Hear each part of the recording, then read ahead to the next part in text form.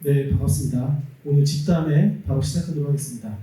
저희 희년학계는 1984년에 한국헬리조지협회로 출발한 단체고요. 기독교의 희년 정신을 부동산 정책과 주거 정책에 실현하는 것을 목표로 운동하고 있습니다. 토지자유 연구소는 2007년에 출범한 연구소고요. 토지가 없으면 자유도 없다는 모토로 토지 공적 가치와 주거 정책 연구를 하고 있습니다. 자, 오늘 여러분들 업계 종사자분들이 많이 오신 것 같고요. 전문가분들이 많이 오신 것 같은데요. 요즘 한국 사회 지속 가능성을 생각하시는 분들, 물론 또 자기 자산 가치가 증가하기를 바라는 분들도 그렇지만 너무 뜨거운 시장인 것 같습니다. 너무 역동적으로 시장이 바뀌고 있어가지고 또 급하게 대책이 나왔는데 시장이 또 역동적으로 변하고 있는데요. 많은 관심 있는 분들이 오셔서 너무 감사드리고요. 지금 온라인으로도 이렇게 30분 정도가 참여하고 계십니다. 네, 오늘 모신 세 분은 이 다양한 분야에서 토지 문제를 다루시는, 부동산 문제를 다루시는 분들인데요. 먼저 최상우 유튜브 셰프십 운영하고 계시고요. 커넥티드 그라운드 대표님이십니다. 소개하겠습니다. 네, 최상우 워낙 유명해서 여기 팬들이 많이 온 것 같은데요. 저도 구독자인데 요즘에 최상훈님 평가를 저도 많이 주의 깊게 보고 있는데 직접 뵈서 너무 반갑습니다. 그 다음에 우리 조정은 감정평가사님이십니다.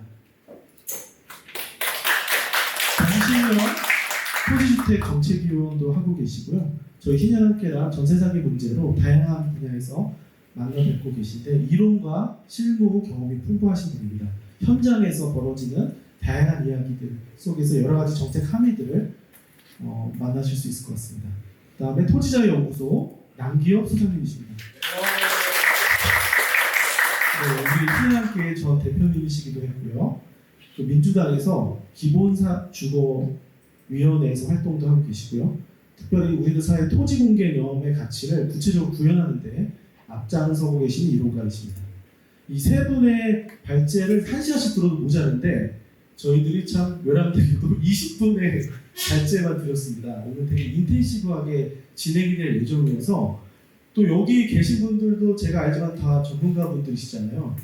그 토론거리가 많은 걸로 알고 있는데 그래서 좀 더 집약된 질문을 저희가 미리 받으려고 발제 중간중간에 옆에 보시면 슬리도로 좀 정리돼서 의견을 남기실 수가 있습니다. 그럼 질의응답 시간에 좀 시간이 허락되는 한에서 좀 더 풍성하고 집중된 논의가 될 수 있도록 하겠습니다.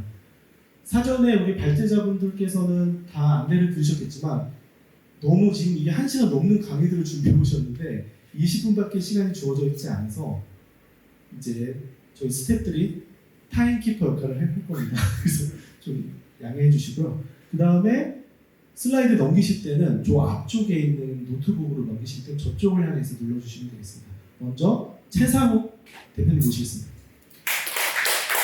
저는 소개받은 최상욱입니다. 유튜브 최상욱의 부동산 심부름센터라는 데를 운영을 하고 있는데 20분에 여러 얘기를 해야 되기 때문에 좀 신속하지만 핵심만 얘기를 하겠습니다. 그리고 오늘 날이 좋은 것 같은 게 어쨌든 6.27 대책이 나왔기 때문에 할 말이 많아진 것 같아요. 넘어가겠습니다. 네. 얘기를 할 거는 한국 부동산 시장에 있었던 구조적 강세장에 대해서 얘기를 할 거고 구조적 강세장과 지금이 어떻게 다른지 지금은 왜 이렇게 됐는지를 제 기준으로 말씀을 드리겠습니다.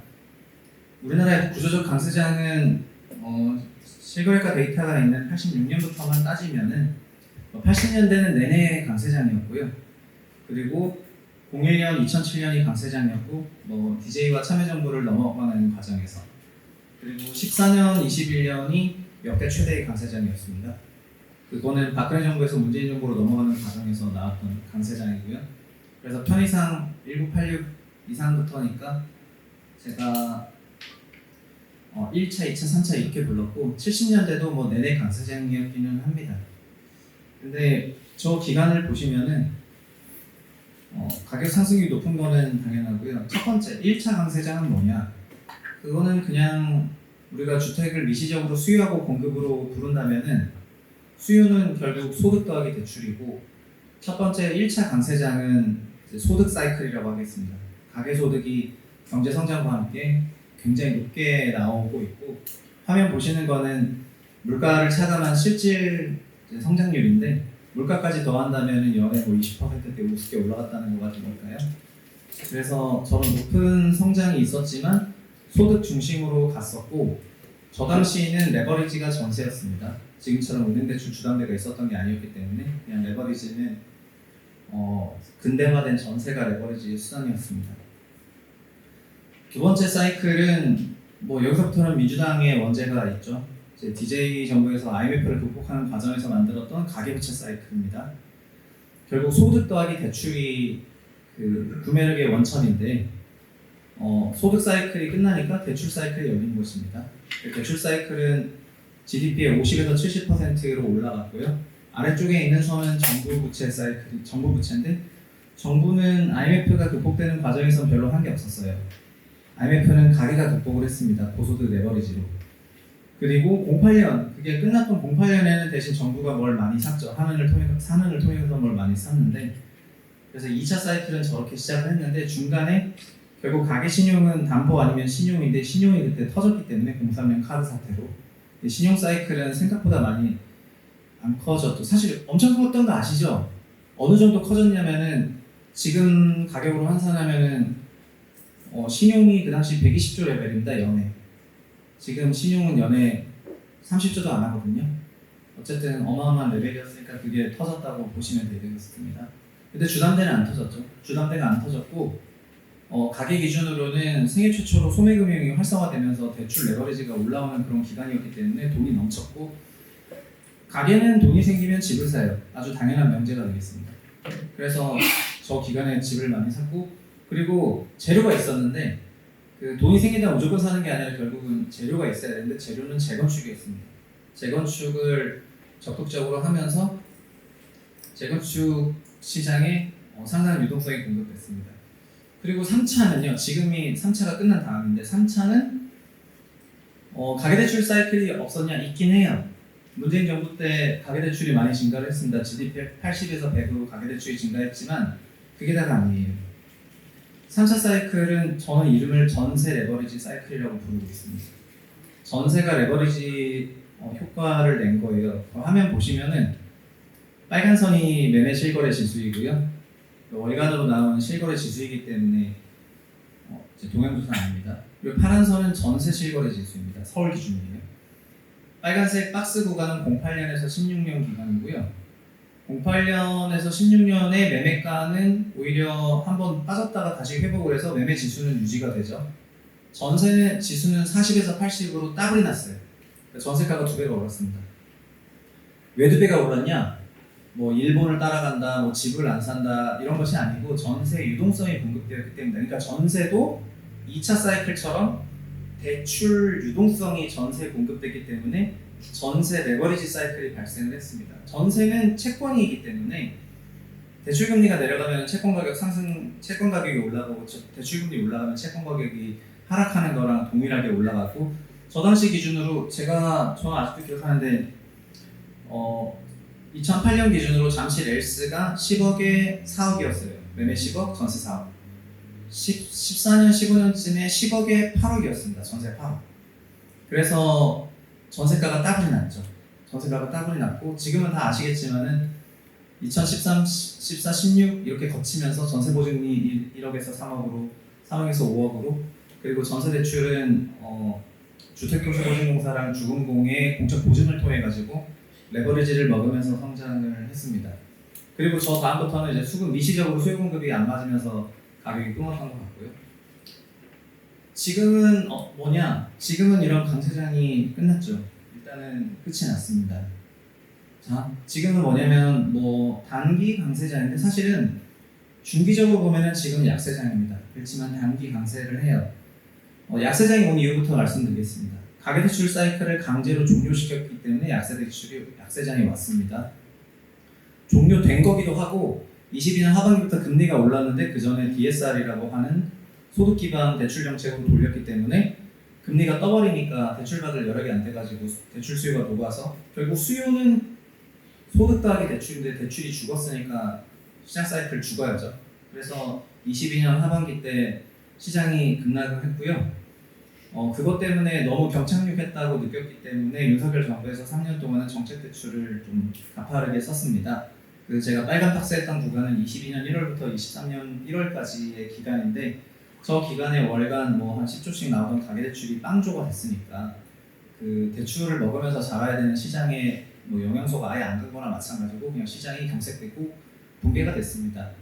그리고 22년 4Q 정도, 23년 1분기 정도 때 이제 급격하게 정책금융 같은 그런 대책이 나와서 이제 2, 3, 4월을 돌려세우기 시작을 했고 그게 좀 과열로 가다 보니까 23년 9월에 한은이 나서서 좀 꺾고 그래서 끄니까 또 안정적으로 가다가 이거 일부러 과거 차트인데 24년에는 또 특례론 뭐 이런 여러 가지가 나왔다가 그것도 작년 9월에 감독원장이 꺾고 끄니까 또 조용했다가 올해는 작년부터 생애 최초 후순위가 유행이었는데 그 생애 최초 후순위로 막 집 사는 사람들이 많아지면서 그 과열이 5, 6월 나오다가 627 대책 나오니까 꺼질 거로 생각하고 있습니다. 윤석열 정부의 의의는 가계대출 시대를 종료하고 가계대출 시대는 DJ 때부터 열렸는데 윤석열 정부는 가계대출 시대를 사실상 종료했다는 의의가 있는 것 같고요. 반대로 정부대출 시대를 적극적으로 열려고 했었던 그런 시도를 했었던 정부라고 저는 평가를 하고 싶습니다. 정부대출 시대로 가게 되면은 어쨌든 이런 생각을 하는 것 같습니다. 그 부동산 자산 가격을 지키기 위해서 결국 유동성이 계속 공급이 돼야 되는데 그런 유동성을 공급하기에는 정부가 납득한 그런 자금원이 있다고 생각하고 그랬던 것 같은데 어쨌든 개헌 탄핵 정을 거치게 되면서 자신들의 계획을 실현시키지 못했죠. 그래서 미완의 완성으로 끝나버리게 되었습니다. 그래서 이재명 정부를 맞이하게 됐고요. 정책금융 시대로 어쨌든 갔다는 건 잘 아실 거라고 생각하고요. 그 시도가 이런 거였는데 이재명 정부 출범하기 전에 정부가 40% 부동산 살 때니까 개인은 60%에서 70%만 대출받아라. 즉 전체 주택 가격이 42%만 대출받고 정부가 40% 받쳐줄게. 그러면 대출 부담이 줄어들면서 그러면 한마디로 말해서 LTV 70 시스템에서는 3억이 있어야 10억짜리 사는데 LTV 82%의 시스템에서는 1억 8천 있으면 10억짜리 사거든요. 그럼 3억 있는 사람은 20억짜리 산다는 거죠. 그러면 같은 돈으로 명목 금액을 더 높여가지고 집을 살 수 있는데 레버리지를 그러니까 전세 레버리지라는 거 그 밑에 정부 대출 레버리지를 깔아주면은 그러면 또 레버리지가 나오니까 게다가 이건 저희가 한번 했던 겁니다. 전세라는 레버리지를 삼아가지고 시장을 부양을 했었기 때문에 그래서 했었는데 걸려가지고 이제 못하게 되었습니다. 지금 시장에 대해서 지금 시장 조금만 말씀드리겠습니다. LTV 넘어가고 기본적으로 LTV가 그 대출 금리만큼 중요한 기준인데 LTV를 조금 덜 중요하게 생각하시는 경향이 있어 보여가지고 그리고 일본의 사례를 보더라도 한국이 앞으로 제일 중요하게 관리할 게 LTV인 것 같아가지고 말씀드리겠습니다. 지금 연초에 랠리가 나타나게 된 거는 22년 7월 22일 대책이었던 생애 최초 대출을 후순위로 가질 수 있게 한 것입니다. 후순위는 전세 위에 쌓을 수 있다는 거죠. 10억집 기준으로 재건축, 분당에 있는 양지마을 14평은 매매가 8억입니다. 전세 3억이에요. 그 집을 전세 끼고 살려면 5억이 있어야 되지만은 3억 위에 생애 최초를 3억 4천을 깔면은 그러면 3억 4천 후순위를 깔고 자기 돈은 1억 6천만 있으면 돼요. 그러니까 전세 낀 갭매수에는 5억 들어가지만은 후순위 생애 최초에는 1억 6천이 들어가요. 그럼 3.2억이 있으신 분은 16억짜리를 사시겠죠? 결국 3억이 있으면 3.2억으로 16억짜리를 사는 게 지금 마켓이었습니다. 그리고 윤석열 정부에서 또 깔아놓은 게 있죠. 상생임대인을 깔아줬어요. 상생임대인은 임차료가 급상승했었던 기간에나 필요한 건데 임차료가 하락하는 22년 하반기에도 그대로 유지를 해가지고 상생임대인 적용을 받으면 2년 플러스 2년, 4년 채우는 순간 어쨌든 양도세 비과세를 받거든요. 그러면은 내가 3억이 있으면은 LTV 70으로 7억 빌려서 10억짜리 집을 사는 게 아니고 3억이 있으면은 8억 전세 위에 6억 깔아서 14억에다가 3억 더해가지고 17억에다가 신용대출 좀 1억 받아가지고 18억짜리를 전세 끼고 갭매수한 다음에 상생임대인 등록하고 어차피 들어갈 생각도 없는데 그런 방식으로 거래가 되었기 때문에 그 올해 2, 3월에 제가 살던 옛날 집에 그 생초 후순위로 제가 아는 여의도 친구 이제 펀드 매니저 친구의 회사 직원 39먹은 그 동생 저희랑 밥 먹었던 약간 어리버리한 놈이 있는데 그 친구가 우리 집을 샀다 그래가지고 물론 저는 임차인이었는데 그래서 가격을 보니까 30.5억이어가지고 종전 실거래가 27억인데 30.5에 샀네 어떻게 샀지? 했는데 14억 전세 위에 6억 생초를 받았고요. 그 다음에 한 15억 5천 있었는데 더 있습니다. 그래서 원래 한 15억 5천으로 뭐 파크리오를 가야 되나 파크리오도 안 되겠다 뭐 헬리오를 가야 되나 헬리오도 안 되겠다 이러고 있었는데 후순위를 받으니까 6억이 올라가가지고 쿨하더라고요. 그래서 생초 후순위로 강남 집을 레버리지로 땡겨 살 수 있네? 그러면 6억만큼은 올라가는구나. 그래서 잠실 엘스 27억이 33억 됐죠? 정확히 6억 올라갔고 서초동 집이 27억이 33억 된 거고 다 이런 방식으로 올라갔습니다. 그래서 요게 심각하다고 느껴서 2월부터 저 나름대로는 용재호투를 했는데 어제 드디어 6.27 대책에서 생애 최초 후순위를 꺼주는 형태의 정책을 발표를 해가지고 그래서 지금의 불장은 저는 종결될 거라고 생각을 합니다. 지금 마치 집이 정상시장이어가지고 뭐 대출 받고 들어가는데 뭐 6억 이상 대출 못 받으면 뭐 집을 못 사고 그런 아름다운 시장이 아닙니다. 한국의 부동산 시장이라는 거는 그냥 최소한 수단과 방법을 가리지 않고 최대한 높은 가격에 등기치는 시장이 한국 부동산 시장인지 뭐 그런 깜찍한 시장입니까? 게다가 집 사서 안 들어가고 세금 다 안 받고 뭐 이러고 싶은 거지 그런 건 아니거든요. 그래서 6.27 나오고 나서 저게 끝났다고 생각합니다. LTV 좀만 더 얘기할게요. 기본적으로 LTV 70이 LTV 80으로 가면은 매매가가 50%가 뜰 수 있습니다. 그냥 이건 미시적인 수요 공급 곡선에서 그냥 구매력 곡선이 오른쪽으로 가는 거여서 그런 거고요. 자, 일본이 LTV 얼마인지 아시죠? 일본 현재 개인 가게가 집을 살 때는 LTV 110으로 사요.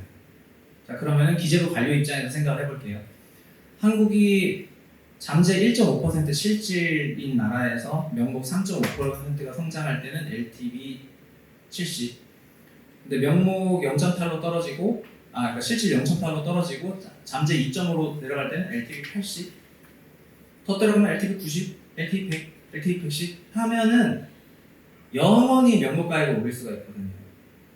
왜냐면 제로 성장으로 가면은 고 LTV를 하면 되니까요. 그리고 지금 전세를 없애면은 결국은 대안이 뭐냐라고 했을 때 LTV를 높이는 게 대안 중에 하나입니다. 그래서 지금 LTV 70이 80으로 가면 50% 뜨는데 80이 90으로 가면 거기서 더블이 떠요. 아시죠? 이제 2억이 있는 사람이 10억짜리 집 살 수 있지만 LTV 90이 되면은 20억짜리를 살 수 있으니까 2억으로 20억짜리를 살 수 있으니까 더블이 뜨는 거죠. 여기에 금리는 큰 뭐가 아니에요. 그래서 금리를 올리고 내리면은 명목가액이 조정받고 말고라는 그런 건 착각이고요. LTV를 통해 가지고 얼마든지 초고 레버리지를 만들 수가 있습니다. 어쨌든 저는 또 하나의 레지스탕스 활동을 통해 가지고 한국사의 LTV 80이라는 망령을 일단 몰아내는 데 성공했는데 나중에 또 제가 어디 가다가 돌 맞으면은 저 좀 병원에 데려다 주십시오. 네, 이렇게 하겠고요. 일본의 저런 부동산 가격 하락을 한국이 용인할 생각이 없기 때문에 한국은 저런 식으로 하락했을 때 회복한다고 보는 기재부 관련은 없는 것 같습니다.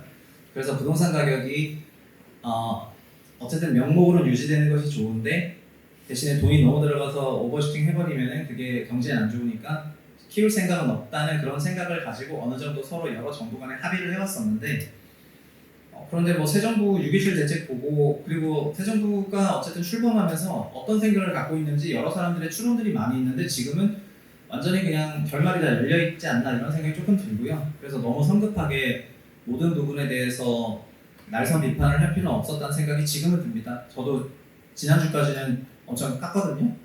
근데 지금은 좀 지켜보자, 너네들이 좀 봐봐야 되겠다 이런 생각을 하고 있습니다. 다만 저런 과정에서 저런 이제 소위 리버스죠. 죽었다 살아나는 그 리버스를 거치면서 일본 시장이 되는 과정에서 어느 정도 활기를 얻은 것도 사실인데 우리가 잠재 성장률 내려갈 때 부동산을 저렇게 붕괴시키게 되면 사실상 우리나라 가구의 40% 넘는 가구들이 다 청산당할 거라고 생각을 하니까 저런 상황을 요구하지 않는 것 같고요. 마지막으로 일부만 얘기하고 마치겠습니다. 24년에 나타났던 거는 결국 전세 사기 피해가 22년 하반기부터 있었고 2년차 플러스 2년에 걸쳐가지고 임대차가 갱신이 되는 과정에서 특히 22년 하반기 플러스 2년차였던 24년 6월에서 8월, 9월에 갱신 임차료로 인해서 아파트 1분위, 그러니까 노원, 도봉, 중랑, 금천, 구로인 서울 아파트 1분위 가격이 올라가는 이벤트가 있었습니다. 통상 가격은 위에서부터 아래로 오는데 아래서부터 위로 올라가는 일이 생겨가지고 믿어지지가 않는다 했는데 결국 B아파트에서 아파트로 넘어오는 임차 수요가 초과적으로 발생을 했던 것 같아요. 그래서 작년 88 대책을 낼 때 그때도 회의를 하러 8월 7일에 갔었는데 대책 다 나온 상태에서 의견을 들으려고 회의하는 자리였는데 근데 개인적으로는 B아파트를 임대인을 못 믿어서 그러는 거고 B아파트 기능이 다 죽어버렸기 때문에 B아파트 기능을 살리지 않는다면 임차 시장이 소위 짝수년 단위로 계속해서 위기가 올 것 같고 그리고 뭐 올해 말 정도 되면은 이것도 안 좋은 얘기지만은 22년 하반기부터 피해가 있었는데 플러스 2년 차가 되면은 다 빌라에서 도망가지 않았겠느냐?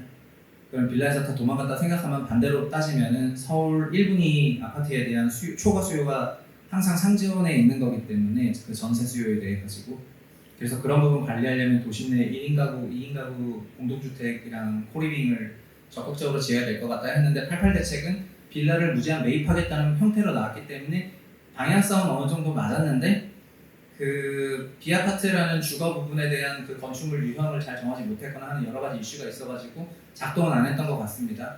그러나 새 정부는 이런 부분을 신경 쓰지 않겠나라는 생각을 조금 하고 있어가지고 어쨌든 전세가 결국 3차 사이클은 전세로 시작을 했고요. 그래서 전세 대출에 대해서 보증을 줄이는 형태로 전세 시장도 연착륙하려는 게 현 금융부처 주장인 것 같고요. 근데 주택도시기금이든 주금공 자금이든 직접 간접 투자로 전세 시장에 들어가는 것이 170조가 넘고 있는 상황이고 전세 레버리지를 만들었던 원천이니까 그게 안정화돼야지 그런 방향으로 정책을 낸다면은 어떻게 되냐면 결국은 5억 전세일 때 3% 금리나 3억 전세일 때 5% 금리나 나가는 돈은 1,500만 원으로 동일하거든요. 그러나 5% 시장 금리로 전세가 3억에 형성됐던 것을 3% 시장 금리로 5억에 만들면서 매매 레버리지가 나왔던 거기 때문에 그런 부분이 매매 시장에 충분히 작동을 했었던 것 같고 그게 종결되는 시기가 올지에 대해 가지고는 같이 지켜보면 좋겠습니다. 여기까지 하겠습니다. 감사합니다. 저도 막 이거를 자료를 갑자기 막 급하게 오늘 아까 막 3시, 4시까지 막 찾아가면서 준비하느라고 막 갑자기 저희도 이제 지난주에 계속 그 부동산 가격 폭등 그 이슈가 나오고 또 이제 대출 증가폭이 크게 이렇게 올라간다는 그런 뉴스 나오고 하면서 이거 이렇게 가다가는 정말 큰일 나겠다 이런 생각이 들어서 그 경실련에서도 지난주에 마침 한 수요일 정도에 이렇게 한번 기자회견을 했었습니다. 그런 내용을 이제 촉구하는 대책을 좀 마련해달라 이런 내용으로 기자회견을 했는데 바로 이제 이후에 이렇게 대책이 나와서 지금 계속 잘 지켜보고 있었고요. 최 선생님 내용이랑 거의 비슷해가지고 그냥 넘어가도록 하고 제가 이제 오늘 자료를 찾으면서 이제 이렇게 정부 정책을 찾다 보니까 윤석열 정부의 그 첫 그 정책이 뭐였나 이렇게 찾아봤더니 2022년도에 3월 달인가 이제 윤석열 대통령 취임을 했잖아요. 그러고 나서 바로 6월 달에 새 정부 가계재 대출 관리 방안 뭐 이래가지고 바로 정책이 나왔었더라고요. 그래서 제일 먼저 윤석열 정부에서 나왔던 그 정책이 그 지금 금방 말씀하셨던 LTV를 이렇게 막 저렇게 금액 구간별로 세분화돼 있던 것을 80%로 확 풀어버리고 대출한도 4억으로 돼 있던 거를 6억으로 풀어버리고 이게 이제 윤석열 정부의 첫 그 이제 금융 정책이었더라고요.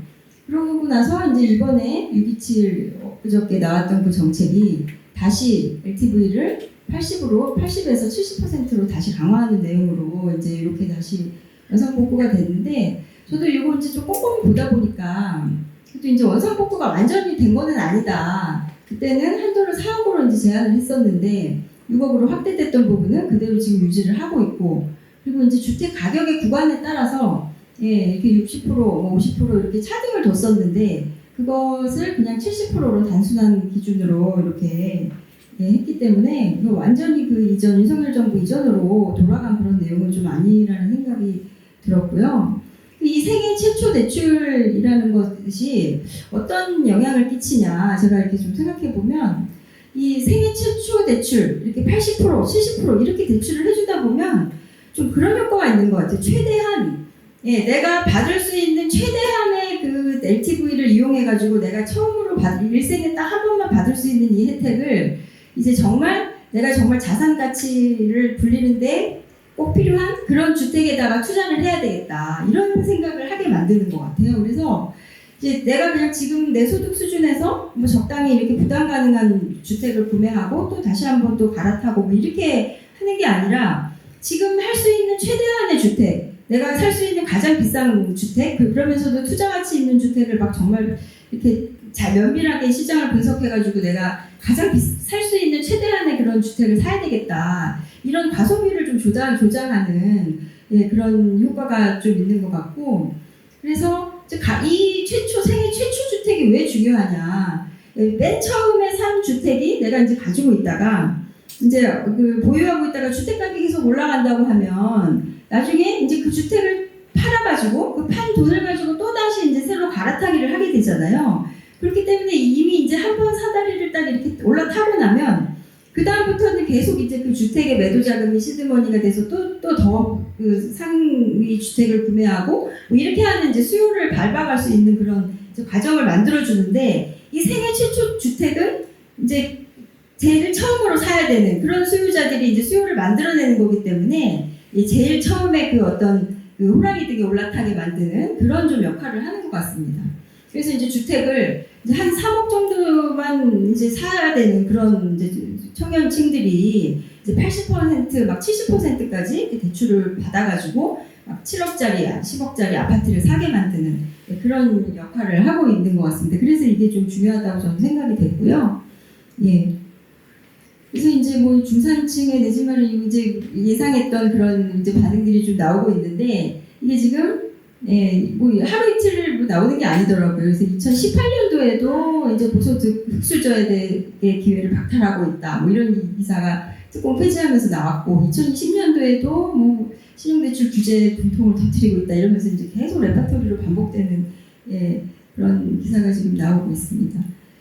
네, 그래서 제가 이제 오늘 좀 곰곰이 생각해 보다가 이게 주담대를 6억으로 이렇게 딱 묶어버리면 여기다가 신용대출까지 이렇게 엮어가지고 또 대출을 받으면 아무런 효과가 없는 거 아닌가 이렇게 좀 생각하면서 이제 나름대로 이렇게 계산을 한번 해봤는데 여기 또 마침 또 기사를 검색하다 보니까 지금 주택담보대출이 신용대출보다 오히려 더 금리가 높다, 신용대출 금리가 많이 떨어졌다 이런 기사가 나오더라고요. 그래서 이렇게 담보대출만 규제를 해가지고는 소용이 없는 거 아닌가 이렇게 하면서 이제 계산을 막 해보고 했는데 오늘 이제 대출 담당하시는 분한테 좀 전화해서 물어봤더니 지금은 이런 방법으로 대출 받는 거는 원천적으로 할 수 없게 돼 있다 그렇게 말씀하시더라고요. 또 다행히. 그래서 이제 동시에 주택담보대출과 신용대출을 같이 일으켜가지고 뭐 잔금을 지급한다든지 아니면 사업자 대출을 뭐 이렇게 좀 편법적으로 많이 이렇게 이용을 하는 그런 케이스가 많았었는데 그런 방법으로 이렇게 대출 받아서 집 사는 건 지금은 안 된다고 합니다. 그리고 이 주택을 그러면 왜 구입을 할까 이제 좀 한번 제가 만들어봤는데 연소득이 1억인 분이 대출 6억 지금 이번에 이제 바뀐 627 대책에 따라서 대출 6억을 받은 경우에는 이제 총 그 원리금 상환액이 한 3,400만 원 이제 연간으로 되는데 이게 월로 따져 보니까 한 300만 원 정도 이제 지불을 해야 되는 거예요. 그러니까 이제 그 상당히 이렇게 많은 고정 비용을 숨만 쉬어도 월 290만 원을 지출해야 되는 그런 아주 고비용 상품인데 이 주택을 왜 그럼 사람들이 구입을 할까? 그리고 또 주택을 만약에 구입을 하면 이 주택 가격이 만약에 조금이라도 오르지 않으면 정체되기만 해도 나는 손해를 보게 되고 또 금리가 또 이렇게 계속 유지가 된다는 보장이 없고 금리가 인상할 수도 있고 내가 이 소득을 계속 유지할 수 없는 경우도 있고 또 원하는 내가 시기에 주택을 매도해서 현금화를 시킬 수 없을 그런 위험도 있고 또 구입을 해가지고 내가 살지 않고 임차인에게 임대를 준다고 하더라도 또 새로운 임차인을 제때 잘 찾지 못할 수 있는 위험도 있고 이런 여러 가지 위험이 있는데 왜 이렇게 집을 구입하려고 모두 다 안달인가 이제 이런 생각을 해봤는데 이게 투자 목적이냐 주거 안정 목적이냐 이제 두 가지로 생각을 해봤는데요. 요즘에는 전월세 가격의 변동에 관계없이 이렇게 뭐 계약갱신 청구권으로 한 4년 정도는 이제 주거를 보장받을 수 있고 또 계약이 만료됐는데 전월세 가격의 그 변동이 그렇게 가격이 크지 않으면 사실은 주거 환경에는 큰 문제가 없습니다. 그래서 저 같은 경우에도 먼저 살던 전셋집에 한 10년 정도 살았거든요. 주택 가격이 뭐 이렇게 전세 가격이 크게 변동이 없는 경우도 있었고, 뭐 월세로 이렇게 약간 환산해가지고 이제 이렇게 좀 더 올려주기도 하고, 뭐 그런 방법으로 해가지고 이렇게 주거를 내가 안정적으로 살아야 되겠다는 그런 욕구 때문에 주택을 구매하는 경우보다는 투자 가치, 아무리 이렇게 그 아파트를 사더라도 내가 보유비용, 이자 비용 이런 것을 모두 고려하더라도 훨씬 더 주택 가격 오르는 폭이 크다고 생각하시는 분들이 이제 많이 늘어나기 때문에 주택을 구매한다고 생각이 되고요. 예.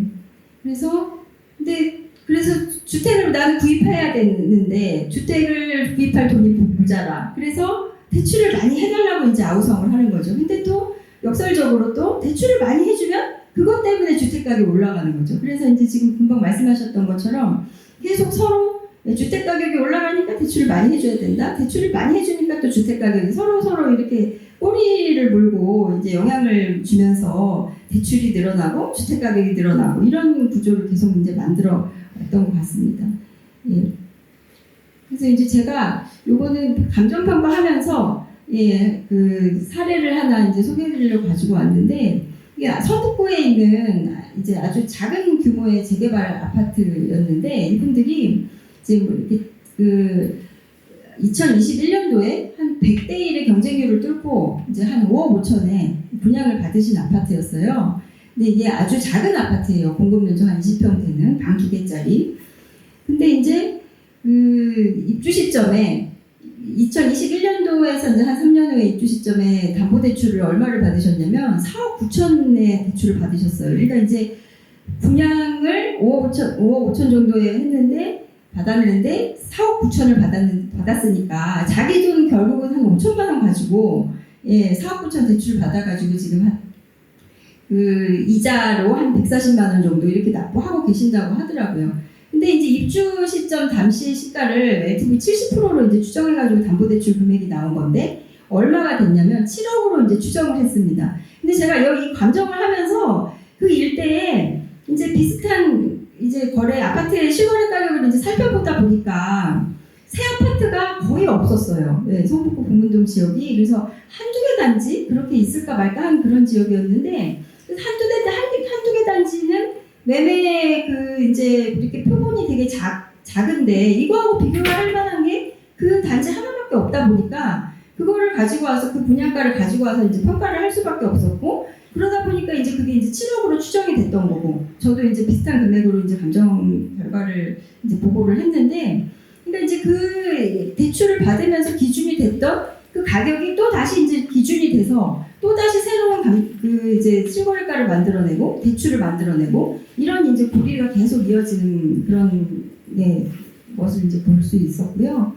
그리고 이제 성북구의 그 아파트를 제가 이렇게 쭉 분석을 하다 보니까 전체 평균 가격을 비교해 보면 크게 이렇게 변동이 없었거든요. 22년부터 25년까지. 그래서 평균 거래 가격이 뭐 한 7억 6천에서 한 8억 1천까지 그렇게 큰 변동이 없었는데, 신축의 경우에는 좀 특히나 더 많이 가격이 상승이 되는 것을 볼 수 있었는데, 그게 아마 이제 모집 때문에 표본이 적다 보니까 가격 변동폭이 훨씬 크고 아주 그 소수의 그런 어떤 한두 개 단지의 거래 사례들이 영향을 미치면서 가격을 계속 밀어올리는. 그러니까 사실 새 아파트가 옛날 아파트보다 당연히 좋지만 얼마큼 좋은지 그거는 이제 객관화하기가 좀 어렵단 말이죠. 근데 이제 한두 개의 그런 사례들이 계속 이렇게 거래를 만들어내고 그러면서 또 이제 대출의 기준이 되고 그렇게 하다 보니까 가격이 계속 이렇게 좀 더 과도하게 부풀려지는 그런 경향이 있는 것 같습니다.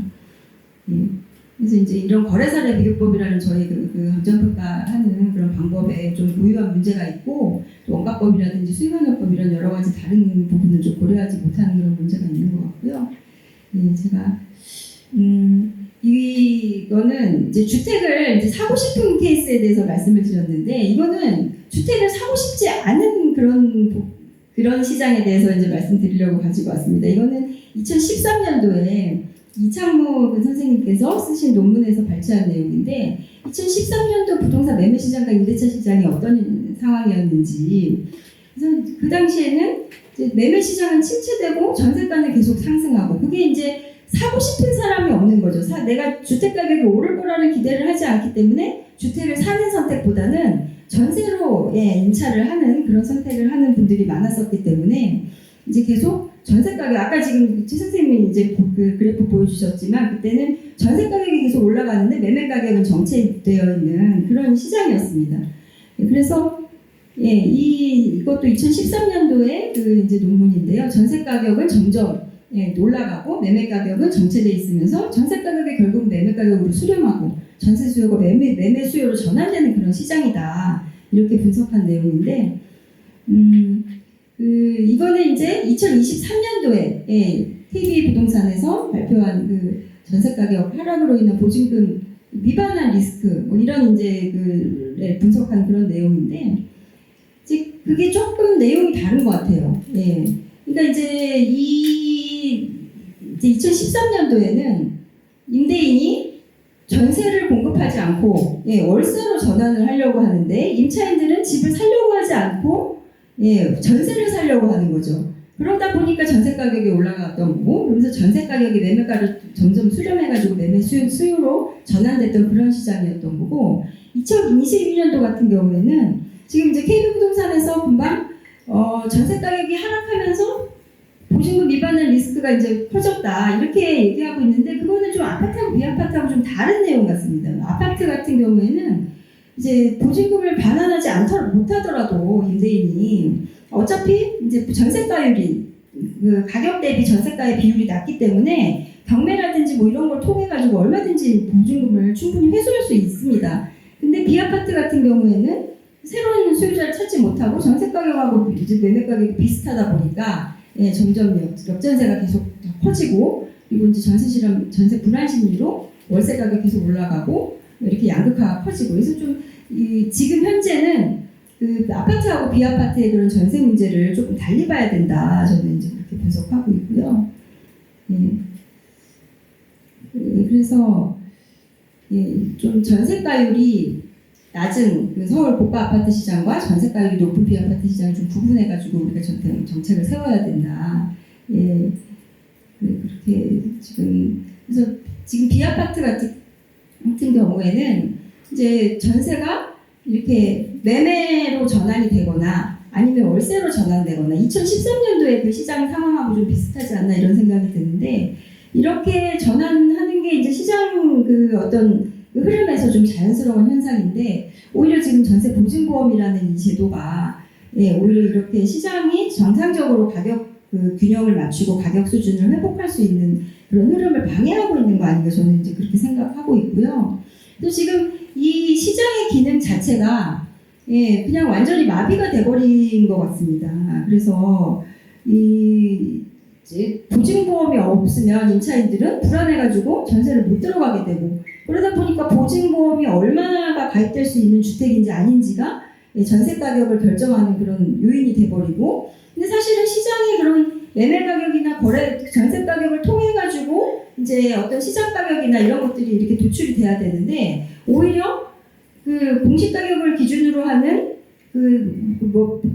몇 퍼센트, 뭐 140% 뭐 이런 비율에 따라서 전세 가격이 결정되고, 그럼 이 전세 가격은 이게 완전히 그냥 아무도 정말 이렇게 책임질 수 없는 가격을 지금 공시 가격과 그런 보증 비율과 뭐 이런 제도가 지금 이 시장을 완전히 그냥 다 무너뜨리고 초토화시키고 있는 게 아닌가 이런 생각이 들고, 그래서 이제 오히려 2013년도에 그런 시장 상황과 비슷하게 오히려 이제 이 비아파트 시장 같은 경우에는 전세 보증금과 매매 가격이 서로 수렴해가면서 점차 전세가 없어지고 필요한 사람은 주택을 구매하거나 아니면 월세로 이렇게 살거나 이렇게 이제 순환이 되도록 해야 되는데, 지금 오히려 이제 보증보험이 이제 중간에서 이렇게 가로막고 정상적인 어떤 시장 기능을 회복하는 데 좀 방해가 된다는 생각을 하고 있고요.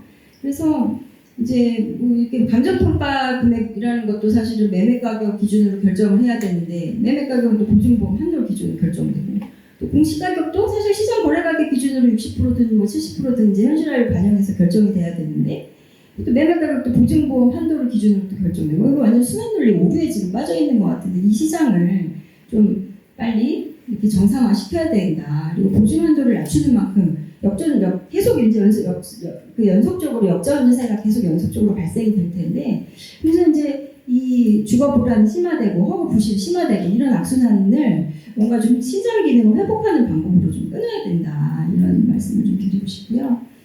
예. 그래서 저 그냥 요거 개인적인 생각인데, 요 이제 3억 이하, 지금 요 3억 이하 다세대 주택 비아파트 같은 경우에는 무슨 특별한 이제 대책이 아직 나온 건 없는데, 여기에 요 이제 그 서민들 대상으로 하는 이런 주택에 대해서 이 전세자금 대출을 좀 축소하면서 생기는 부작용들이 있을 거 아닙니까? 그런 것들을 이제 전세자금 대출이 아니라 그냥 매매, 주택 담보 대출로 이렇게 전환해가면서 부작용을 좀 줄이고 실수요자에게 주택이 귀속될 수 있도록 그런 방안을 좀 만들었으면 좋겠다는 이제 생각을 하고요.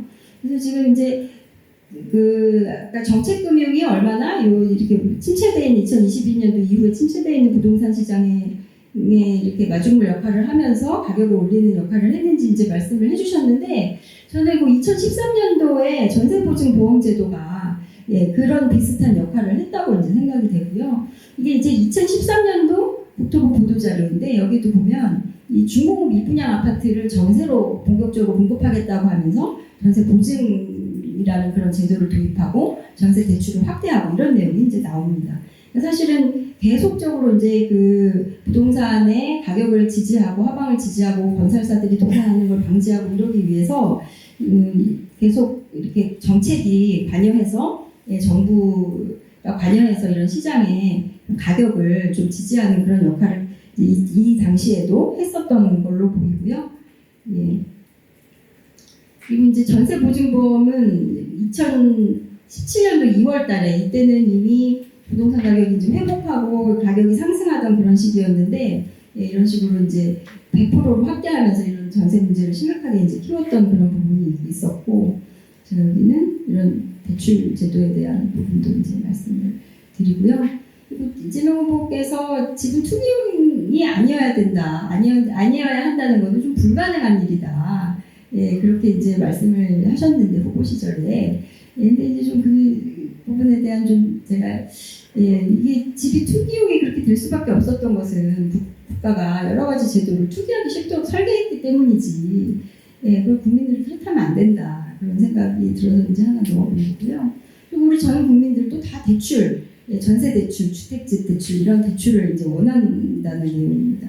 주거실태 그 조사 보고서에도 보면 자산 증식 수단으로 주택을 보유해야 된다, 뭐 이런 이제 내용이 나오고, 제가 이거는 이제 공동주택 공급에 기반되는 제가 이제 매도 청구권 좀 관련 강의 준비하다 보니까 이런 법률들이 이제 쭉 나오고 있어서 지금 요즘에 어떤 제가 사건들이 많으냐면 그거 조금만 더 말씀드릴게요. 지금 빈집 소규모 정비법에 따른 그런 정비 사업이 지금 막 한창 진행 중인데, 제가 지금 이제 중랑구에 이제 한 정비 사업지 안에 있는 평가를 하면서 이렇게 찾아봤더니 지금 중랑구 안에서만 한 31건 정도 이런 소규모 주택 사업이 지금 진행이 되고 있습니다. 이건 중랑구청 홈페이지에서 발췌한 내용인데, 여기 내용을 보시면 한 200세대에서 100세대, 뭐 150세대 이 정도 규모의 아주 작은 정비 사업들을 지금 아주 활발하게 하고 있습니다. 그래서 여기 이 지역 같은 경우에도 이렇게 3동짜리 건물을 짓고 한 200세대 정도 들어가는 그런 작은 정비 구역인데, 근데 제가 이제 이 감정을 지나가면서 너무 정말 화가 났던 게, 지금 사용승인일이 2015년, 17년, 22년, 2002년 막 지금 이제 모양이 저렇게 생긴 멀쩡한 새 아파트들이에요. 저런 집들이 한 4동이나 저 작은 구역 안에 포함이 돼 있더라는 거예요. 그래가지고 이렇게 해가지고 여기 세대수가 지금 한 71세대 정도 되는데 새로 공급하는 주택이 200세대였잖아요. 근데 이건 공동주택만 그렇지 그 뒤에 있는 주택들도 대부분 이렇게 다가구 주택들입니다. 그래서 이것도 이제 건물은 한 동이지만 층마다 다른 세대가 살거나 한 층에 2세대, 세대가 살고 있는 그런 주택들인데, 이런 주택들을 이제 헐고서 이렇게 또 거의 뭐 2022년도에 새로 지은 지도 얼마 되지 않는 이런 아파트들을 헐어가지고 200세대 아파트를 공급하기 위한 그런 주택 공급 사업을 도대체 왜 하는 건가, 그런 의문을 계속 갖게 되고, 이건 이제 중랑구의 그 아파트 실거래가인데, 여기가 이제 지금 분양하는 가격이 이제 84형이 8억 5천, 59형이 6억 2천 이 정도 됐었는데, 예, 이 중랑구에 있는 요 이제 아파트 가격은 이렇지만 실제로는 거기 다세대 주택 평균 가격을 제가 이렇게 좀 검색을 해봤더니 평균 실거래가가 한 3억 3천에서 3억 5천 정도였습니다. 그러니까 사실 이런 개발 사업이 오히려 더 저렴한 가격으로 소화할 수 있는 그런 주택을 다 헐어버리고 8억 5천, 6억 2천이나 주고 들어가야만 되는 그런 비싼 아파트를 공급하는 그런 사업이다. 그리고 그렇게 정말 멸실해야만 할 만큼 심각하게 이렇게 좀 하자가 있거나 그런 것도 아니고 충분히 살려서 쓸 수 있는 그런 주택을 헐고서 이렇게 비싼 주택을 공급하고 또 그러면서 또 가계부채를 증가시키고 이런 지금 사업을 지금 중랑구 한 곳에서만 31곳이 하고 있는데 각 자치구별로 이제 아마 집계를 해보면 지금 어마어마한 양의 그 정비 사업을 지금 진행하고 있을 거예요. 근데 거기서도 제가 보니까 이제 오늘 도시기금에 대한 책을 이제 한 권 선물로 주셨는데 그 주택기금에서 그 초기 자금을 또 대출을 해주고 있습니다. 저리로. 그러니까 이제 사업자들이 쉽게 사업을 시작할 수가 있는 거예요. 근데 결국 이게 대출이기 때문에 결국은 그 비용은 다 이제 결국은 조합과 주민들이 부담을 해야 되는 거죠. 그러니까 이제 한번 발을 들여놓게 하기 위해서 이 사업들을 이렇게 좀 쉽게 하기 위해서 정책 자금이 또 이제 여기 지금 들어가고 있는 겁니다. 이게 정말 이제 서민들의 주거 공급을 위해서 필요한 사업인가 좀 더 검토를 해봐야 될 필요가 있을 거라고 생각하고요. 그리고 이제 이것도 오늘 꼭 말씀드려야 될 부분인데 왜 이렇게 아파트에 목을 낼 수밖에 없느냐. 아파트에 대한 혜택이 많기 때문입니다. 그리고 특히 고가 아파트에 대한 혜택이 너무 많기 때문인데 이거는 단적으로 제가 저희 이제 장석호 공인중개사님께서 이걸 계산해서 오늘 주셨는데 최근 압구정동 현대 7차 아파트 실거래가 4월 달에 등록된 게 130억에 거래된 내역인데요. 이게 양도세가 얼마나 계산이 돼서 나오는지 이제 계산해 주셨어요. 근데 이게 2004년도에 이분이 이제 동일평형 거래내역 기준 가격을 보면 17억입니다. 그래서 전체 양도 차익이 무려 113억입니다. 아파트 하나를 팔아서 113억의 양도 차익을 지금 이제 얻으셨는데 여기서 지금 장기 보유 특별 공제로 받는 세제 혜택이 82억입니다. 지금 이제 이렇게 주택에 대한 과세가 너무 많다, 세금이 비싸다 그러고 하지만 사실 막 여기저기에 이렇게 숨어 있는 고가주택, 1주택자 중에서도 특히 비싼 아파트 소유자들에게 가지고 가는 이런 혜택이 너무나 크다는 겁니다. 그래서 실제로는 산출세액이 8억 5천이고 소득금액 양도소득 금액 대비해가지고 7.5%밖에 되지 않습니다. 그러니까 이런 혜택을 어마어마한 근데 지금 양도세만 계산했을 때 이렇지 실제로 여기 이렇게 여러 보유세, 종부세 여러 가지 계산해 보면 아마 또 어마어마한 결과가 저는 나올 거라고 생각하는데 다음 기회에 제가 좀 더 잘 정리해가지고 제가 공유 드릴 기회가 있으면 또 공유 한번 드려보겠습니다. 이런 부분들을 좀 많이 말씀을 해주셨으면 좋겠고요. 그래서 이제 종부세 같은 보유세를 무력화하면 오늘자 이제 조선일보에서 제가 가지고 온 기사인데 장관 후보자들이 이렇게 비싼 주택을 산다, 이제 자식들에게 어떤 아파트를 사줬다 이런 기사가 이제 계속 나오죠. 지금 이재명 정부 후보자들.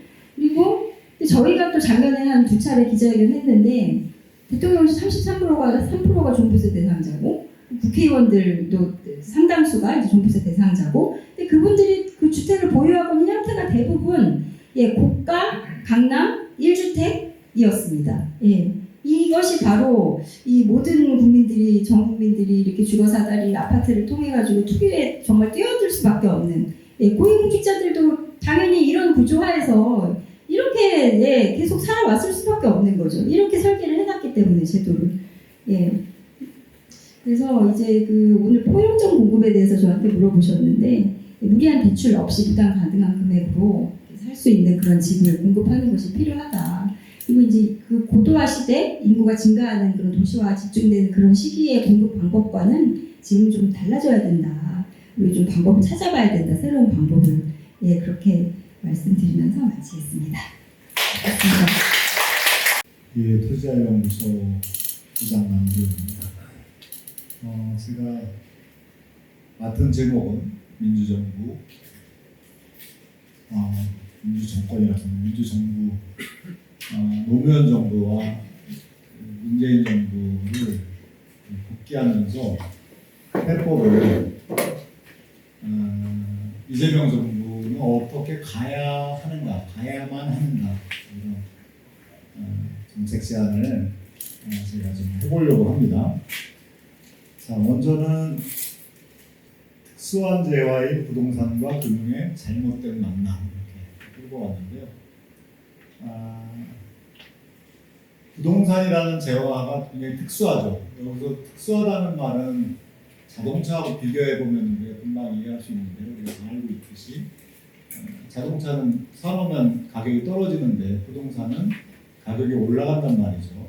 근데 여기서 부동산의 특수성은 건물이 아니라 건물이 깔고 있는 땅에 있습니다. 건물이 어디다 지어놓나 가격이 재료나 기술 똑같은 기술을 쓰면 또 연수가 동일하면 가격이 똑같은데 땅은 위치에 따라서 달라지기 때문에 또 땅값은 위치가 좋아지면 더 올라가기 때문에 그래서 더 위치를 좋게 만들기 위해서 땅을 많이 갖고 있는 사람은 뭐 도로를 내거나 아니면 이미 확정된 고속도로 종점을 바꾸거나 이렇게 하죠.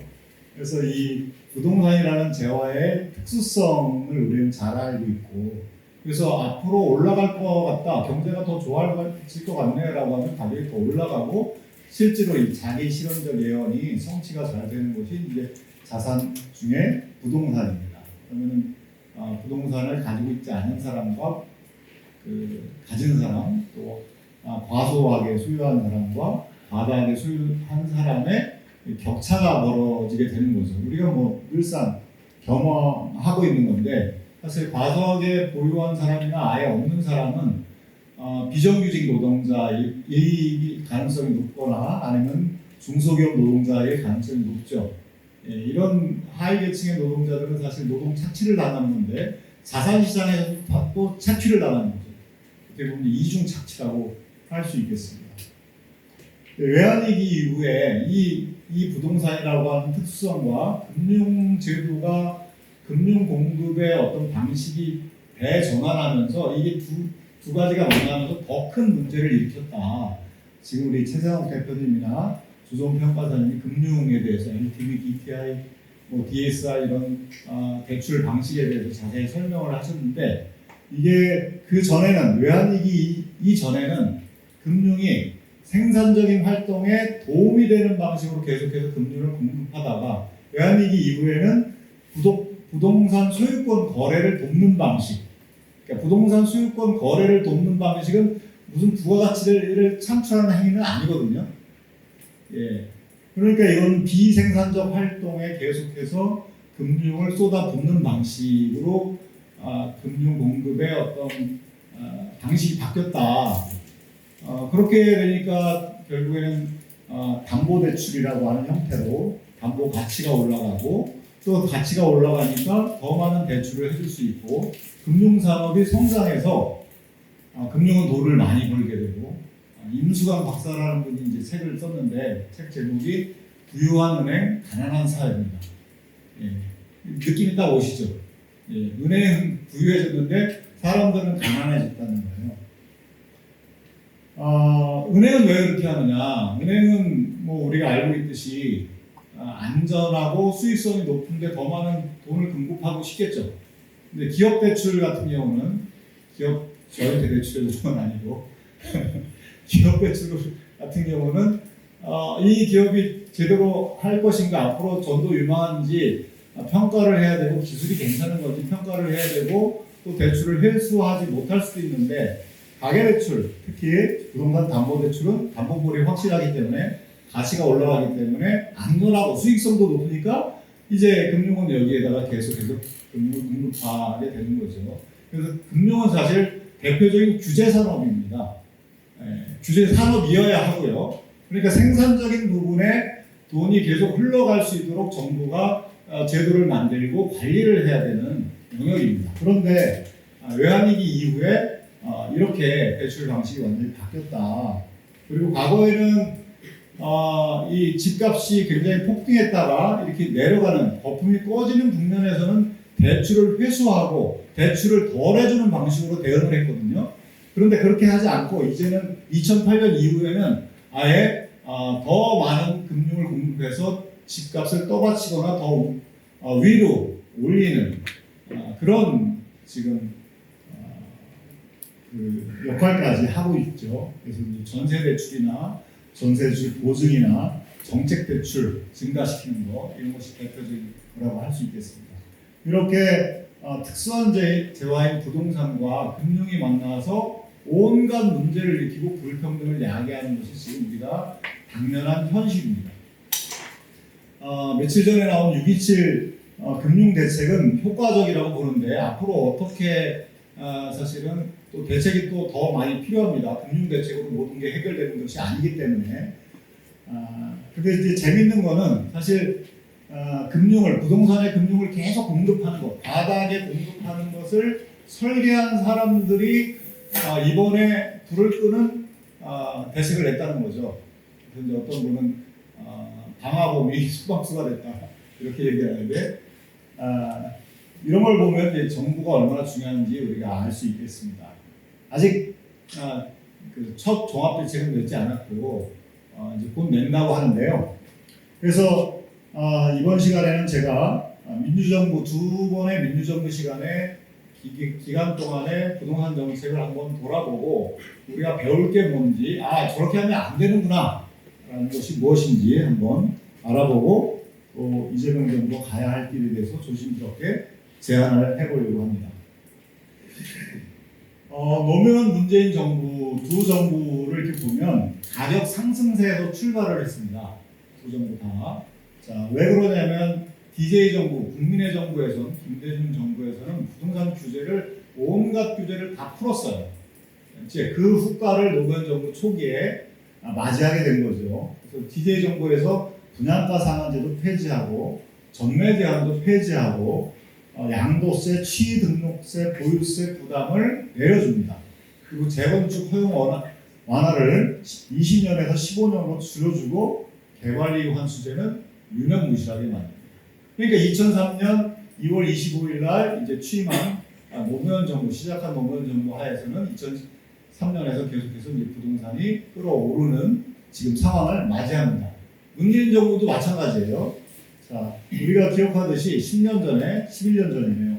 부동산 3법이 연말에 통과되는데 재건축 초과이익 환수제를 3년간 유예하고 민간 택지 분양가 상한제를 폐지하고 사실상 조합원에게 재건축 조합원에게 세 채 정도의 집을 분양받을 수 있게 하고 다주택자 양도세는 또 중과를 유예하고 전세 대출을 또 더 늘려주고 그리고 금융기관이 전세 대출을 해줄 때 또 안전하게 대출을 할 수 있도록 또 보증도 해주고 또 세입자는 더 많은 대출을 안전하게 받을 수 있도록 보증금 반환 보험까지 들게 해주고 이러면서 전세가가 상승하고 매매가가 상승하면서 지금 집값이 계속 올라가는 국면에 두 정부가 똑같이 맞았다라고 하는 겁니다. 자, 근데 이제 각각 대응을 할 거 아니겠습니까? 노무현 정부는 어떻게 대응했나? 자, 일단 대통령이 10월 13일 날 국회에서 이런 말을 합니다. 강력한 토지공 개념 도입을 검토하겠다 이런 얘기를 합니다. 사실 대통령의 한마디가 굉장히 중요하잖아요. 그 말이 정책 전반에 영향을 미치기 때문에 사실 이재명 대통령도 후보 시절에 세금으로는 이제 안 하겠습니다. 공급을 충분히 하겠습니다. 재개발 재건축을 좀 더 좀 편하게 할 수 있게 하겠습니다. 대출에 대해서는 아무 말 안 하고 이런 얘기를 했기 때문에 사실 그 말이 얼마 전까지만 해도 시장에 반영됐다고 저는 생각하는데요. 대통령이 이런 말을 했고 또 세제 정책은 어떻게 가져갔냐면 재산세 강화를 점진적으로 하는 방식을 취했습니다.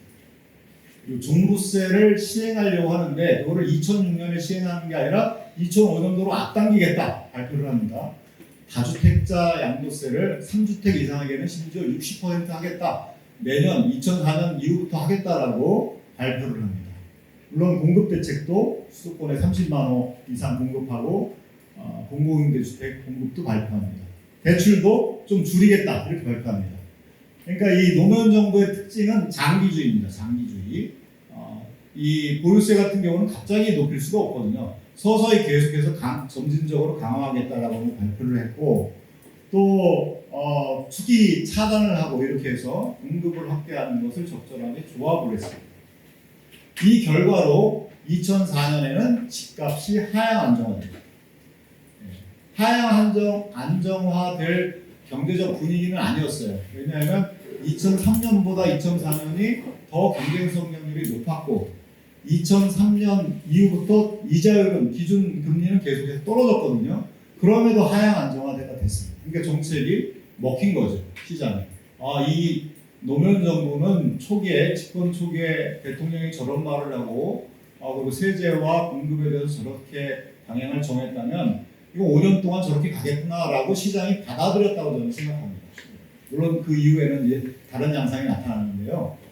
문재인 정부도 집권 초기에 집값이 오르기 때문에 대책을 내는데요. 우리가 알고 있듯이 이제 첫 종합대책 8.2 대책이 나오고 그 이후에 연말에 12, 13 대책이 나옵니다. 지구지정을 엄청 서울 전역에 했어요. 그리고 다주택자 양도세 중과를 하겠다고 그 다음에 2018년도 4월 1일부터 하겠다고 발표를 합니다. 또 지구지정한 곳에서는 LTV DTI 기준도 대출을 또 축소하겠다고 했고 그러나 여기서 이제 큰 실책이 나오는데요. 전세 대출은 확대하기로 합니다. 전세금의 70%에서 80%로 늘려주는 것을 결정합니다. 또 보증금 반환 보증보험 이름도 좀 복잡한데 전세 보증금을 안전하게 지켜주겠다라고 하는 것을 우리 장관이 당시 김현미 장관이 TV에 나와서 아주 홍보도 합니다. 그러니까 그 당시에는 사실 저런 보험 상품이 있다라는 것을 일반 시민들이 세입자들이 잘 몰랐는데 보증금 반환 보험 제도라는 것이 있구나. 저기에 가입하면 내가 많은 대출을 받아도 안전할 수 있겠구나라고 해서 이제 전세 대출이 폭증하게 되죠. 전세 대출이 계속해서 늘어났고요. 물론 공급 대책도 냈습니다. 그리고 12월 13일에는 임대사업자에게 등록 인센티브 제도를 둡니다. 종부세는 감면이 아니라 아마 안 내게 했고 제 기억으로는 제가 잘못 썼는 것 같습니다. 재산세, 양도세, 취득세도 감면해주겠다. 1주택자도 임대사업자로 등록이 가능하다. 이런 사실은 집값이 하향 안정화되려면 이렇게 다주택자들이 집을 내놔야 되는데 더 매물 잠김 현상을 지금 만들어놨죠. 그리고 8.2 대책에는 보유세 강화라고 하는 말은 들어있지가 않아요. 재정특위라고 하는 걸 만들어 갖고 했는데 거기서도 성과가 지지분진했고 당연히 결과는 17년 후반기, 18년 하반기에는 집값이 계속 상승합니다. 그러니까 노무현 정부와 지금 문재인 정부가 집권 초기에 했었던 정책의 내용이 다른 거죠. 노무현 정부는 이제 장기주의로 해서 보유세 강화 정책을 천명을 하고 그것을 실행을 하는데 성공을 했고 그리고 문재인 정부는 이 초기 첫 종합 대책이 결국에는 실패했다고 볼 수밖에 없죠. 집값이 계속 올라가니까요. 금융 대책에 특히 전세 대출의 문제가 컸다고 저는 보입니다. 보유세 강화 대책을 집권 초기에 내야 되는데 내지 못하는 것이 또 큰 원인이라고 생각합니다. 그 이후에는 어떻게 됐냐면 노무현 정부에서는 2005년 이후에는 시장에서 버블 세븐 지역에서 그냥 집값이 급등을 했죠. 12구 대책에서 종부세 또 재산세 강화하는 것을 하겠다라고 했는데 2004년 연말에 이제 입법한 내용을 보면 굉장히 실망스러운 내용이 입법이 돼요. 그래서 호랑이를 그리려다가 뭐 종이 호랑이를 그렸다. 그때 제가 제 기억에 심상정 의원이 당시 의원이 그런 얘기를 했습니다. 종이 호랑이다 이거는. 그래서 굉장히 강화될 것처럼 얘기하다가 실제로 입법화된 거 보니까 아니었어요. 그 이후에 보면은 2005년부터 집값이 급등을 하게 되고 그러다가 이제 831 대책이라는 게 나왔지만 또 입법화에 성공도 하지만 2006년도에 계속해서 가격이 올라갑니다. 또 정권 재창출도 어렵겠다고 판단을 시장이 한 것 같고, 또 당시에 유력한 후보인 이명박은 이 참여정부의 부동산 정책에 대해서 굉장히 비판적인, 특히 세제 정책에 대해서 엄청난 비판의 말을 쏟아냈죠. 그래서 정권이 바뀌면 다시 저쪽으로 돌아가겠구나라고 하는 시장 참여자들의 생각. 이러면서 2006년에도 상승세를 이어가다가 LTV DTI가 들어오면서, 그리고 강화된 보유세, 종부세 고지서가 연말에 날라오면서 현실화되면서 2007년에 진정 국면으로 들어갑니다. 예, 여기서 우리가 이제 배울 게 굉장히 많죠. 문재인 정부는 이제 8.2 대책이나 12.13 대책을 냈지만 계속해서 가격이 급등하자 18년 9.13 대책이라는 걸 냅니다. 다주택자에게 아예 대출을 금지하겠다. 종부세를 강화하는 대책을 냈는데 일정 정도의 정책 효과를 봐요. 또 기준금리가 또 올라가자 또 효과가 더 났습니다. 19년 초반까지. 근데 19년 7월부터 금리가 또 하락해요. 예, 이때 이제 경제가 좀 성장률이 떨어지니까 금리로 하락십니다. 그런데 역시나 이제 코로나 때 2020년대 금리가 0.5% 한국은행 생긴 이후로 가장 낮은 금리를 계속해서 1년 이상 지속하면서 대출을 막는다고 했지만 전세 대출의 문제가 굉장히 컸다. 이것이 전국적으로 그래서 집값을 급등시키는 원인이 됐다. 17년 7월 10일에 다주택자 중심의 종부세를 급진적으로 강화했습니다. 그러나 유동성의 홍수 앞에서 속수무책이었고, 집값이 올라간 다음에 보유세를 강화하니까 또 이 비난도 쇄도를 했습니다. 결국 이렇게 해서 정권이 윤석열에게 넘어간 거죠. 자, 그럼 여기서 무엇을 배울 것인가?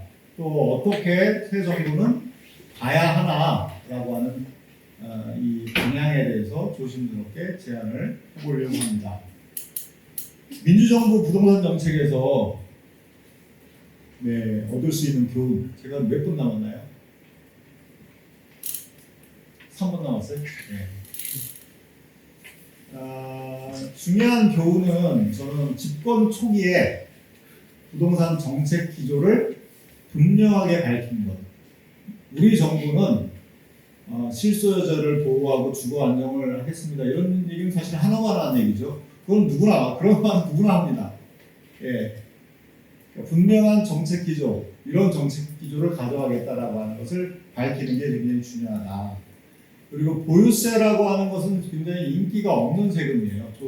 조세 저항이 세니까. 그거는 집권 초기에 사실은 가장 힘이 세고 인기가 좋을 때 이제 강화 방안을 장기적으로 제시해야 하는 것이 필요합니다. 근데 여기서 이제 이재명 대통령이 후보 시절에 세금은 안 하겠다 이런 말을 했기 때문에 저는 좀 양해를 구해야 한다. 부동산 시장 안정을 위해서는 보유세 중심의 세제 강화가 필요한데 점진적으로 강화하겠다. 그리고 불평등을 줄이기 위해서는 자산 불평등이 심하니 자산에 집중적으로 과세하는 게 필요하다. 소득 과세보다 자산 과세가 더 필요한 시점이다. 라고 하는 것을 저는 국민들에게 솔직하게 이야기하고 양해를 구하고 설명할 필요가 있다 싶습니다. 또 투기가 차단된 주택, 저렴한 주택을 꾸준히 그런 공공주택을 공급하는 것이 필요하다. 그리고 금융기관과 건설사와 언론사가 언제나 한 몸으로 움직이고 있다는 것을 이 정책 당국자들은 늘 기억하고 있어야 된다. 금융기관들은 당연히 대출을 많이 해줄수록 좋고, 건설사는 집값이 계속 올라가야 이윤이 많이 나고, 집값이 올라가면 또 사업의 기회가 더 많이 생겨서 좋고, 언론사는 이제 분양 광고를 많이 해서 좋고, 실제로 또 건설사가 언론사도 가지고 있습니다. 이것이 한 몸으로 움직인다는 것을 염두에 두고 정책을 설계하는 것이 필요한데, 그래서 방향을 좀 얘기하면, 말씀드린 것처럼 공급에서는 투기가 차단된, 가격이 잘 안 올라가는, 그러니까 매매 차익을 잘 기대할 수 없는, 그러면서 저렴한 공공주택을 계속 공급한다라고 합니다. 그리고 세제는 보유세 강화를 기반으로 한 부동산 세제를 이렇게 구축하는 것이 필요하겠다. 또 하나는 이제 금융에서는 전세 대출을 축소하고 그리고 상환 능력 중심 DSR이라고 하죠. 상환 능력 중심의 금융 공급 시스템을 구축하는 것이 필요하겠고 또 정책은 사람이 만드는 거니까 고위공직자가 될 사람은 자기가 투기용으로 가지고 있는 이 부동산을 백지로 신탁하게 해서 이 정책에서 자유롭게 그리고 정책에 대한 신뢰를 높일 필요가 있다. 더 나아가서는 국토 균형 발전에 대한 확실한 계획을 제시해서 수도권의 집중을 완화시킬 필요가 있다. 이렇게 가면 저는 기본 주거, 저는 기본 주거라는 말을 많이 쓰는데요. 주거권을 기본권으로 누리는 그런 사회, 전 국민이 기본권을 누리는 그런 사회로 진입할 수가 있다. 이렇게 말씀드리겠습니다. 지금 주셔서 감사합니다.